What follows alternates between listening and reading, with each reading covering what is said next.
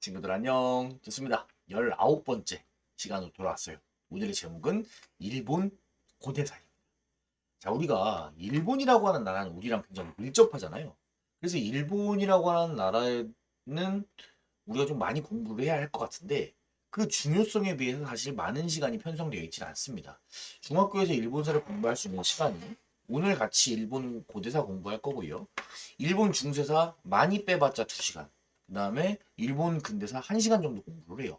그래서 2학년 동안 총 4시간 정도의 일본사를 공부를 하게 되는데 우리가 벌써 중국사는 6시간을 공부했죠. 근데 일본사는 1년 내내 4시간 공부를 합니다. 여러분이 2학년, 3학년 넘어가게 되면 일본사 딱히 공부할 수 있는 시간 없고요. 고등학교에 가면 세계사 선택을 안 한다고 가정을 했을 때 여러분들이 인생을 살면서 일본사에 대해서 진득하니 공부할 수 있는 기회가 4시간밖에 안 되는 거예요. 좀 안타깝다고 할 수 있네요. 일본이라고 하는 국가가 우리나라 역사에서 차지하는 그 중요성에 비해서는요. 그래서 한번 한정된 시간이지만 조금 타이트하게 압축해서 한번 공부를 좀 해보도록 하겠습니다.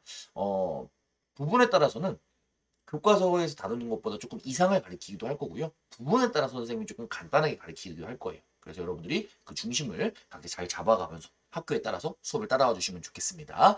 자, 우리가 일본 고대를 시대별로 나누면은 총 5개 정도로 우리가 나눌 수 있을 것 같아요. 첫 번째 야요이 시대, 둘째 고분 시대, 아스카 시대, 나라 시대, 헤이안 시대 이렇게 얘기를 할 수 있을 겁니다. 우리가 이것들을 순서대로 오늘 공부를 할 거예요. 좋습니다. 본격적으로 들어가기 전에 좀 개요를 해주자면은 일본 고대사의 무대는 우리가 지금 생각하는 일본사의 무대랑은 조금 다릅니다.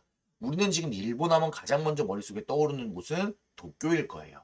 하지만 도쿄는 한자로 쓰면 동경. 그러니까 뜻은 동쪽의 서울이라고 하는 뜻이에요. 그러니까 동쪽의 서울이라 그러면 원래 어딘가에 서울이 있었겠죠.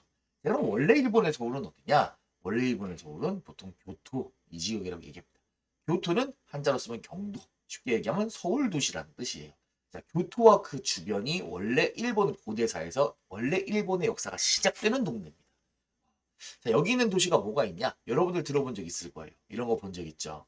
인스타나 이런 거 본 적 있을 거예요. 일본의 오사카, 오사카 성, 일본의 오사카, 그 다음에 나라, 그 다음 바로 옆에 교토. 이 세 개의 동네가 붙어 있어요. 오밀조밀 붙어 있습니다. 그래서 우리가 이른바 간사이 지역이라고 부르는 동네인데 한국인들이 일본 여행 가장 많이 가는 지역이기도 해요. 그래서 아마 여러분들도 나중에 성장하게 되면은 이쪽으로 여행을 가지 싶습니다. 그래서 오늘 공부하는 내용 잘 공부를 해두시면 나중에 여행 가서 도움이 될 거예요. 자, 무튼 이 이른바 간사이 지역이 일본 고대사의 핵심 무대다. 도쿄는 머릿속에 잠깐 잊어도 좋습니다. 자, 일본사에 대해서 좀 개요를 하고 넘어갈게요. 우리는 이 한국사를 공부를 할 때는 쉬워요. 왜냐, 한국은 고조선 세워지고요. 고구려 백제 신라 세워지고요. 그 다음에는 고려, 그 다음에는 조선 이런 식으로 나라가 변하면서 나라의 이름으로 시대를 구분하기가 편합니다. 그런데 일본이라고 하는 나라 이름을 정하고 그러니까 야마토 정권이라고 하는 일본 최초의 왕조가 시작된 이래로 왕조가 변한 적이 없어요. 쉽게 얘기하자면 나라가 망한 적이 없습니다. 일본은. 대단한 나라예요. 어떻게 보면. 그래서 우리가 시대 구분하기가 힘들어요. 그래서 일본은 우리가 인위적으로 시대를 조금 쪼개줘야 됩니다. 그럼 무엇을 기준으로 시대를 쪼개냐? 일본은 나라는 안 망하고 그대로 있지만 그 정부가 이동을 합니다. 동네별로. 그래서 그 정부가 위치해 있던 장소의 이름을 따서 지어요. 아스카 시대는 아스카의 정부가 있었고요. 나라 시대는 나라라고 한 동네에, 헤이안 시대는 헤이안이라는 동네에, 가마쿠라, 무로마치, 에도 역시 그 동네에 정부가 위치를 했다는 뜻이에요. 그래서 그 동네의 이름을 따서 시대를 구분했다. 이렇게 여러분들이 체크를 해주시면 좋을 것 같습니다. 왜냐면은 일본사 처음 공부하면 아스카 시대가 뭐, 아스카가 뭐야, 나라가 뭐야, 헤이안이 뭐야 이렇게 생각한단 말이에요. 그 정리를 하는 거예요. 자, 그리고 또 일본사가 독특한 게 뭐냐? 일본사는 시대를 반으로 뚝 자를 수 있어요.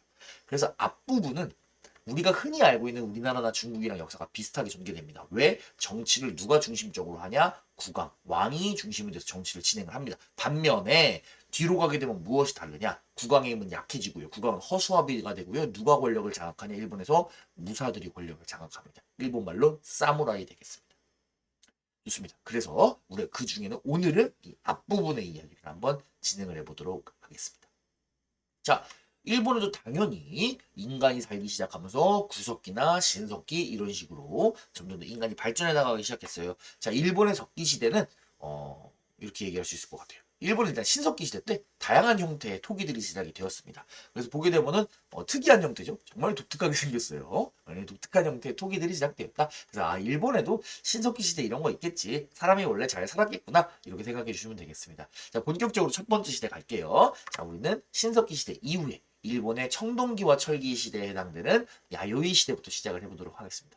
자, 야요이 시대의 특징은 뭐냐? 벼농사와 청동기가 시작된 시기예요. 그런데 특징이 뭐냐? 이러한 것들이 한반도로부터 건너갔다는 겁니다. 자, 옛날에 우리나라 한반도에 살던 사람들이 바다 건너 일본으로 이사를 가기 시작합니다. 그리고 이사를 가면서 일본 사람들에게 청동기 기술과 벼농사 기술을 처음으로 전파를 해주는 거예요. 그래서 야요이 시대 때 일본에서는 벼농사를 짓기 시작을 했고요. 그 다음에 여러 가지 청동 무기나 뭐 청동 재사용 도구 이런 것들을 사용하기 시작을 합니다. 자, 우리가 세계사에서 문명 공부를 할 때 어땠습니까? 벼농사가 시작돼서 사람들이 농사를 짓기 위해 강유역에 모여 살기 시작하고요. 청동을 이용해서 청동 무기를 이용해서 전쟁을 활발하게 하기 시작합니다. 사람들이 모여서 마을을 이루고요. 마을은 모여서 도시가 됩니다. 그럼 결국에 뭐가 탄생하게 되죠? 맞습니다. 국가가 탄생하게 됩니다.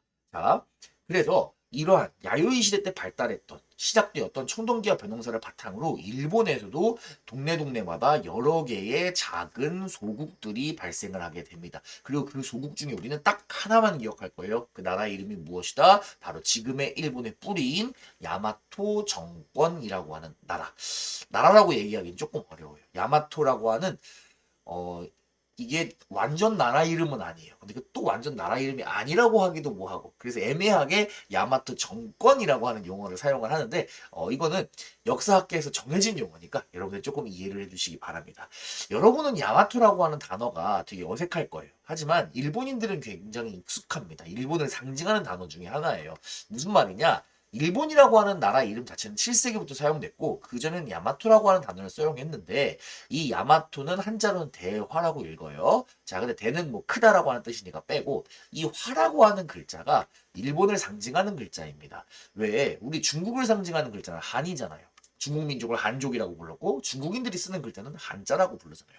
그리고 우리 같은 경우에는 뭐예요? 우리나라도 한이 상징하죠. 글자는 다르지만 왜 우리나라 사람들이 입는 옷은 한복, 먹는 거는 한식, 먹는 소는 한우, 우리나라 문화는 한류 문화 이렇게 얘기를 하는 것처럼 이 일본은 뭐다? 화라는 거예요. 자, 일본인들이 먹는 음식을 우리는 일식이라고 하지만 그건 한국식 표현이에요. 일본 애들은 자기 스스로들은 화식이라고 표현합니다. 자, 일본 사람들이 입는 옷 일복 아니에요. 걔네들은 화복이라고 불러요. 자, 일본 사람들이 먹는 소 뭐냐? 화우예요. 그런데 화우는 한국식으로 읽은 거고 일본어로는 뭐라 그러냐? 와규라고 해요. 이제 하는 애들 있을 거예요. 마트 가면 와규 있잖아요. 소고기 코너에 그 맛있는 와규 일본소라고 하는 뜻입니다. 일본소 품종이에요. 자, 일본 과자는 뭐라 그래요? 같은 이치로 화과자라고 해요. 여러분 백화점 가면 이런 이쁜 과자 본 적 있을 거예요. 이 화과자 꽃 모양이라서 화과자가 아니에요. 일본 스타일이라서 화과자라고 부르는 거예요. 그래서 이 화라고 하는 글자 무엇을 상징한다? 야마토를 상징하고요. 일본의 최초의 정권이다. 이렇게 생각해 주시면 좋을 것 같아요. 자, 이 야마토 정권이 주변에 있는 나라들을 야금야금 점령하면서 덩치를 키워가서 일본의 통일 왕조를 세우게 되는 겁니다. 자, 주변의 소국들을 통합하면서 성장한 야마토 정권, 그 힘을 어떻게 하고 싶어요? 과시하고 싶겠죠. 내가 이만큼 강력하다. 너희들은 나한테 꿇을 수밖에 없다. 라고 얘기를 하고 싶을 거예요. 그래서 뭐다? 거대한 고분을 제작을 합니다. 굉장히 독특한 형태예요. 이거 무덤입니다. 그 사이즈 엄청나죠. 자, 옆에 있는 학교. 비교해보세요. 운동장. 지금 여기 주차장인데 이거 버스 보여요? 버스? 그 크기가 엄청나죠. 정말 대단합니다. 선생님 여기 간 적이 있는데 이거 한 바퀴 도는데 걸어서 2시간 이상 걸렸어요.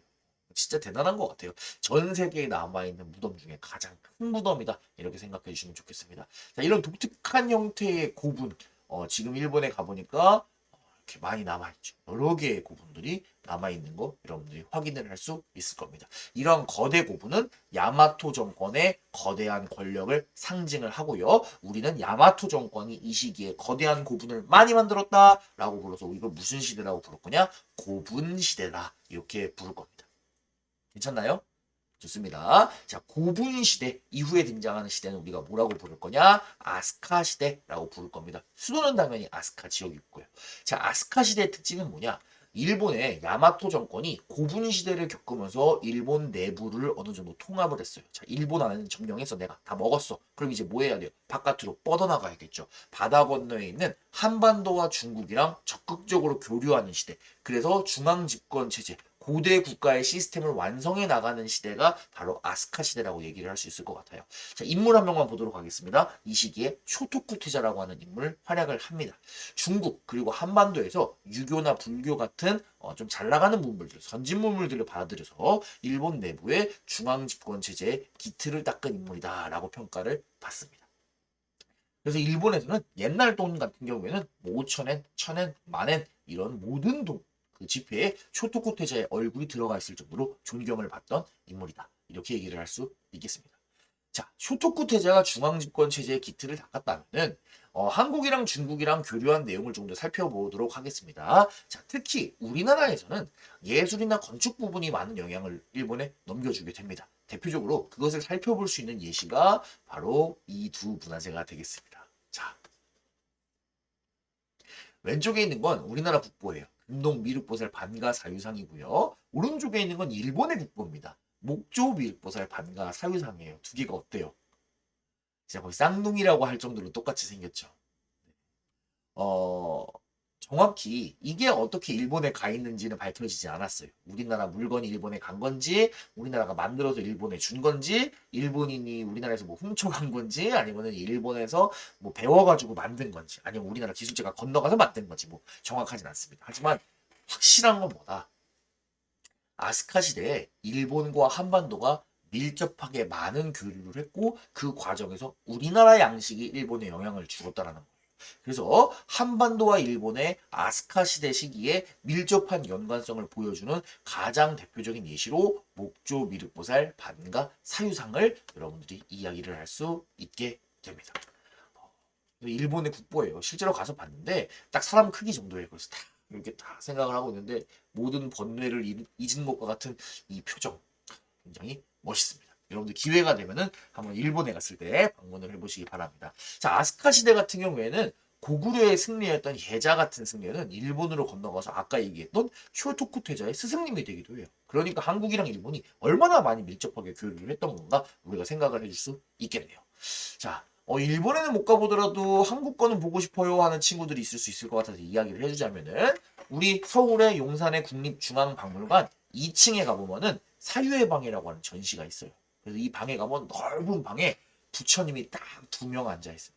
아까 얘기했던 이 부처님, 금동미륵보살 반가 사유상이랑 그 부처님이랑 비슷하게 생긴 게 한 명 더 있어요. 그래서 이 두 명의 부처님이 세트로 앉아 있습니다. 근데 분위기 장난 아니에요. 한번 꼭 방문해 보기를 추천합니다. 상설 전시관이기 때문에 뭐 정해진 시간이 있는 게 아니에요. 딱 박물관 오픈할 때 가면 언제든지 여러분들이 볼 수 있으니까 기회 되면 한번 가서 방문해 보는 것도 추천을 합니다. 자, 건축 분야에서는 어떤 영향을 주는지 한번 보도록 할게요. 그 대표적인 예시는 우리가 호류사라고 이야기를 할 수 있습니다. 일본에 남아있는 절이고요. 기록에 따르면 쇼토쿠 태자가 지은 게 아닐까라고 추정을 하고 있다고 합니다. 지금 전 세계에 남아있는 목조 건축물 중에 가장 오래되었다라고 평가를 받고 있는 건물이에요. 대단하죠? 그런데 이 건물을 만드는 이 절이에요. 절의 양식 이런 것들이 백제의 스타일을 참고해서 만든 것입니다. 자, 화면 볼게요. 자, 왼쪽이 일본의 호류사고요. 오른쪽은 백제의 능사라고 하는 절을 복원한 거예요. 백제의 능사는 안타깝게도 다 불타서 없어졌고요. 새롭게 복원한 것만 남아 있습니다. 자, 그럼 두 개가 어때요? 상당히 스타일에서 유사하죠. 물론 디테일한 부분들은 약간 다릅니다. 예를 들어서 1층의 지붕을 아래에 장식하는 1층 지붕 아래 장식되어 있는 부분이나 뭐 이런 것들 디테일한 부분은 사실 달라요.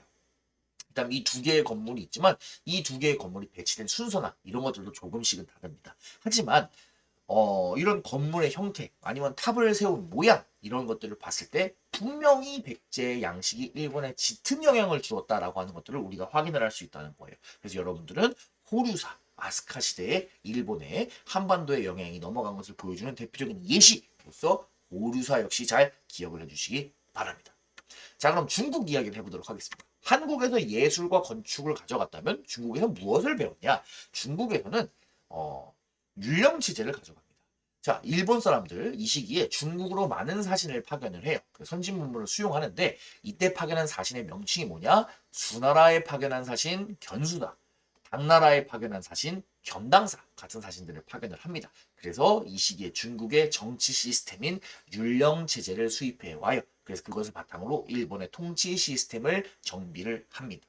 자, 지난 시간에 배웠던 당나라의 삼성 육부 이런 거 따와서 중앙을 이관 팔성 제도로 운영을 합니다. 비슷하게 생겼네요. 자, 당나라의 핵심 제도였던 균전제 모방을 합니다. 들어와서 일본에서 토지를 균등하게 나누어 주는 반전수수법 뭐 이런 거 실시합니다. 이름까지는 몰라도 돼요. 자, 중요한 것보다 당나라의 율령체제를 모방해서 아스카 시대 때 일본도 율령체제를 시작했다는 거예요. 자, 고대 국가의 체계가 어느 정도 잡히니까 일본 사람들 자부심이 넘치겠죠. 이 시기에 들어서 자기들의 이름도 일본어로 정하게 되고요. 천황이라고 하는 칭호도 본격적으로 사용합니다. 하늘의 황제니까 얼마나 자기들의 자부심이 넘치는지 엿볼 수 있겠네요. 자, 아스카 시대 이후에 등장하는 시대는 우리가 나라 시대라고 이야기를 합니다. 자, 어느 정도 고대 국가를 형성한 일본이 아스카를 떠나서 나라라고 하는 지역에 헤이조쿄라고 하는 계획 도시를 건설을 하는 거예요. 자, 우리 계획 도시를 이동해가지고 한번 멋지게 다시 한번 정치 시작해보자 라고 생각하면 좋겠네요. 이 나라 지역에 설립된 수도의 이름을 헤이조쿄라고 부르기도 하는데 그냥 나라다 이렇게 생각을 해주시면 좋을 것 같습니다.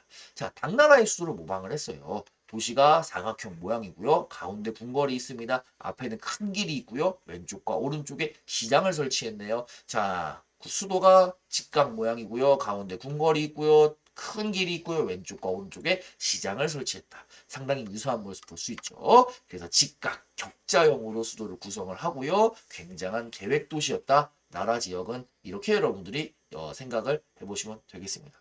그 규모가 상당하네요. 그죠? 자, 나라 시대에 계속해서 한반도나 중국과 활발한 교류가 이루어집니다. 당나라랑 여전히 교류 많이 해요. 견당사 파견하고요. 신라랑 교류합니다. 신라에 파견한 사실은 뭐라고 부르겠어요? 맞아요. 견신라사. 이런 것들. 우리나라 발해 지역에 파견한 사실은 뭐 견발해사 이렇게 부르기도 합니다. 그래서 활발한 국제 교류가 이루어졌고요. 이러한 활발한 국제 교류 속에서 나라 시대 때는 불교 문화를 발전시킵니다. 대표적인 불교 문화 유산 나라에 있는 동대사, 일본 말로는 도다이사 되겠습니다. 자, 그래서 건물이 대단하죠. 자, 이 도다이사 같은 경우에는 나라 시대 때 지어진 절이고요. 그 절의 가장 유명한 건축물인 도다이사 대불전이라고 하는 건물인데 고대 시대 현대 이전에 만들어진 목조 건축물 중에는 전 세계에서 가장 큰 목조 건축물. 대단한 규모를 자랑하고 있네요. 사실 이 도다이사 같은 경우에는 나라 시대 때 지어진 게 맞아요. 하지만 이 도다이사 대불전 같은 경우에는 나라 시대 때 지어진 거는 불타서 없어졌고요. 그 뒤에 이제 다시 공사를 해서 지은 거예요. 그래서 이거 자체는 나라 시대 때 건 아닌데 그럼 뭐가 나라 시대 때 거냐? 이 절의 전체는 나라 시대 때 만들어 시작한 거고 이 건물 안에 있는 게 나라 시대 때 남아 있습니다. 그것이 뭐냐? 나라 시대의 가장 대표적인 불교 문화유산 바로 도다이사의 대불 큰 부처님이에요. 이거는 나라 시대 때 남아 있습니다. 인도, 중국, 한국의 불교 기술자들이 건너가서 활발한 교류 속에서 일본의 기술자들과 힘을 합쳐서 만든 정말 불교 문화유산의 걸작품이라고 얘기할 수 있습니다. 선생님 근데 뭐 별로 대단해 보이지 않는데요. 뭐 크다고 하는데 뭐 얼마나 큰지도 감이 안 오고요. 이렇게 얘기하는 친구도 있을 거예요. 크기 비교해 주도록 하겠습니다. 자, 이 부처님 목욕하는 장면이에요. 대단하죠, 그죠? 미니어처 아닙니다. 사람들이 머리니까 사람이 지금 요만한 거잖아요. 진짜 크기가 어마어마하네요, 그죠? 자, 이런 거. 이 도다이사 대불, 이 도다이사 대불전 안에 들어가면은 여기 이렇게 있습니다. 여러분 나중에 기회 되면 꼭 방문해 보세요. 그래서 나라 시대 대표적인 문화유산 도다이사 대불까지 해주시면 좋을 것 같습니다. 자, 그런데 한국인들이 도다이사 대불 잘 안 보러 가요. 왜냐면은 나라 시대를 나라에 관광을 한국인들이 많이 가면 많이 눈길 끌리는 게 뭐냐면 이 도다이사를 한국인들이 뭐라고 부르냐면 나라 사슴공원이라고 불러요. 왜냐면은 여기 가보면 나라 지하철역이 있을 거 아니에요? 지하철역 나라역에 내리면은 도다이사까지 걸어서 한 20분 정도 걸리는데 가는 길에 사슴들이 그냥 동네에 깔려 있어요. 그리고 이 사슴들이 막 그냥 힌두교 소 돌아다니듯이 돌아다니는 거예요. 그러면서 얘네들이 막 사람한테 먹을 거 달라 그래요. 그래서 과자 같은 거 사서 먹을 거 줄 수 있고 막 이렇게 귀엽게 쫓아옵니다. 물론 가까이 오면은 사슴이 생각보다 커요. 그리고 먹을 거 달라고 막 왕왕왕 하면은 무섭기도 한데 어쨌든 되게 재밌어요. 그래서 사람들 막 길거리에 있는 기념품 가게에서 막 사슴 인형 사고 막 사슴 과자도 사가지고 사슴 나눠도 정신이 없어요. 그래서 사람들이 이 사슴들을 지나서 이 나라의 도다이에서 대불전 앞에 가면은 사실 다 지쳐요. 그리고 또 재밌는 게 여기 앞에까지는 사실 입장료가 없는데 이 길이 이쪽에서 꺾여서 일로 들어간단 말이에요. 이 꺾이는 여기부터 입장료를 내야 돼요. 한 10,000원 정도 냈던 걸로 기억하는데 그러니까 사람들이 몸도 지쳐있겠다. 건물 보는 것까진 공짜니까 와 건물 멋있다까지 보고 돌아가는 경우들이 많아요. 그런데 그러면 안 된다는 거예요. 이 안에 10,000원 내고 들어가서 여러분 꼭 도다에서 대불까지 보고 여러분이 돌아가시기 바랍니다. 자, 아무튼 나라 사슴공원, 도다에서 대불 이런 거 굉장히 재밌으니까 나중에 꼭 방문해 보시길 바랍니다. 자, 나라 시대 이후에는 무슨 시대라고 부르냐? 헤이안 시대라고 불러요. 헤이안은 지금의 교토를 옛날에 헤이안쿄라고 불렀습니다. 그러니까 지금의 교토의 수도를 둔 그런 시대다 생각하시면 좋을 것 같아요. 이 시대의 특징은 일본 고유의 문화가 발달을 했습니다. 자, 이 시기가 되면은 당나라에서는 안독선의 난이 일어난 이후예요. 그러니까 당나라가 스멀스멀 내리막길을 걷기 시작하고요.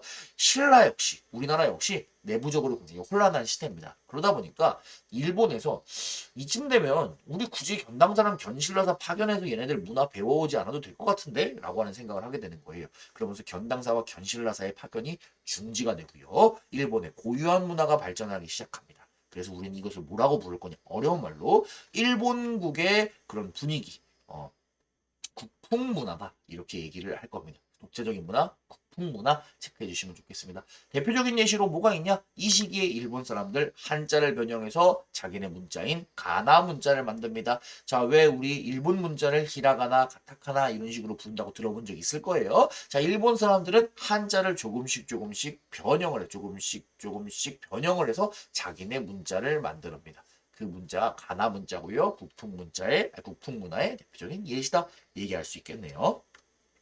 건축 분야에서도 일본의 국풍 문화의 대표적인 예시 한번 보도록 하겠습니다. 바로 봉황당의 교도인이라고 하는 건물이에요. 멋있죠? 중국 스타일도 아니고 그렇다고 한국 스타일도 아닌 일본만의 독특한 스타일이 발전했다. 이렇게 얘기할 수 있을 것 같습니다. 그래서 이런 것도 국풍 문화의 대표적인 예시다. 이렇게 여러분들이 체크를 해주면 좋겠네요. 자, 헤이안 시대는 일본의 고유 문화가 발달한 시기이기도 하지만 중앙집권 체제가 약화되는 시기이기도 합니다. 왕권이 시간이 지나면서 점점 약해져요. 그러면서 일본에서도 귀족이나 지방의 호족들 혹은 지방의 사원들의 힘이 강해지고 얘네들이 대토지를 소유하게 됩니다. 그러면서 일본 역사에 누가 등장하게 되냐? 사무라이라고 하는 불리는 세력들이 등장을 하게 되고요. 이 사람들이 점점 권력을 잡아가게 됩니다. 그래서 이후에 헤이안 시대 이후에는 완전히 권력의 양상이 바뀌게 되지요. 자, 그래서 우리가 오늘은 1, 2, 3, 4, 5 5가지 시대에 대해서 공부를 해봤습니다. 참 많이 공부를 했네요. 먼저 청동기와 벼농사가 시작된 야요이 시대, 그 다음에 일본의 작은 나라들 중에 하나였던 야마토 정권이 주변의 나라들을 점령하면서 통일국가를 형성해서 자기들의 강력한 권력을 과시하기 위해서 거대한 고분을 건설했던 고분 시대. 자, 그 이후에 이 야마토 정권이 점점 더 중앙 집권 체제를 마련해 나갔던 그런 모습들. 대표적인 인물로 쇼토쿠 태자가 있었고요. 한국에서 예술과 건축을 배워갔고 중국에서 율령을 배워갔습니다. 대표적인 예시 여러분들이 잘 기억을 해두시고요. 그래서 나라가 발전을 하다 보니까 나라 이름도 일본으로 정하고요. 왕도 천황이라고 부르기 시작했다. 수도가 아스카였던 아스카 시대 이야기입니다. 자, 당나라의 수도를 모방했던 계획도시 나라를 중심으로 했던 나라 시대는 불교가 발달했어요. 도다이스 대불 겁나 큰 부처님 잘 기억을 해두시기 바랍니다. 자, 그 다음에 헤이안 시대는 수도가 헤이안이었죠. 헤이안은 지금의 교토에 해당되고요. 독재적인 일본의 문화, 국풍 문화가 발전을 했다. 문자나 건축 여러분들 예시로 체크해주면 좋겠습니다. 자, 그럼 친구들 우리가 오늘 일본 고대사 공부를 했네요. 정말 수고가 많았습니다. 중간고사 보면 우리 학교는 여기까지입니다. 친구들 시험 잘 보세요. 안녕.